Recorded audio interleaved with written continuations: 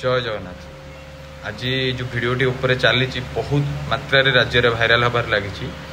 Viral हबार कारण किछि दिन पूर्वे जो भाव दुर्बृत्त मैंने मारी से घटना को सरकार को भाव एड़े देता। देखो यार ज्वलंत उदाहरण यहाँ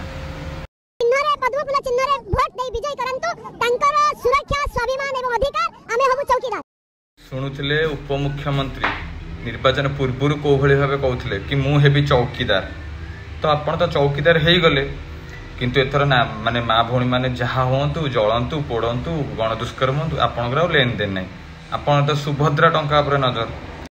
ए घटना विजु जनता दल बलंगा थाना घेराव करथिला बहुत प्रकार आंदोलन करथिला। ओडिशा बंद होता पुरी बंद होता बहुत प्रकार आंदोलन होता किंतु सरकार कौन कहले ना संवेदनशील घटना राजनीति करंतु नहीं।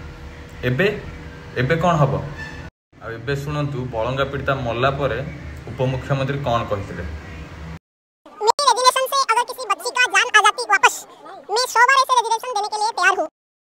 मैडम आपन 100 थर नहीं बस गोटे थर आपन इस्तीफा दे दिंतु आम देखू आपन इस्तीफा देला पुणी आपन केमिति निर्वाचन जितुंती आपन 50,000 ऊर्ध्व वोट्रे हारे आबे समय आसी जदि मु कहबी एबे ओडिशार कौन विभाग नहीं सीधा सीबीआई को तदंत करने को निर्देश दि जाऊ। से फाइल खोल जाऊ किए अपराधी एवं से अपराधी मानक किए बचाऊँच समस्त कार्यानुष्ठान हो एवं प्रभाती परिडा आपण तुरंत इस्तीफा देवा दरकार कारण आपण जन होती मिछुआ सरकार आपण जन होती नेता।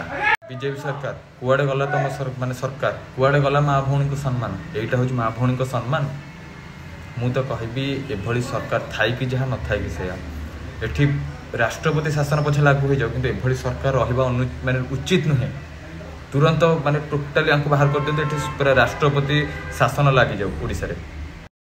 लास्ट समय आसी आपण को सामना रे सबु कथा देखंतु को भले भाबे दिन द्विपहरे हत्या कर दैछन हम भौणी को समस्त मिसी एक ही ए सरकार को विरुद्ध रे लड़िबा आम हक पई लड़िबा कारण आम घर भी गोटे भौणी अच्छी आम घर भी गोटे माँ अच्छी तो ये भौणी को निजर कर न्याय देवा आमर कर्तव्य एवं समस्ते यह प्रतिवाद करने निहाती दरकार। नमस्कार। जय जगन्नाथ।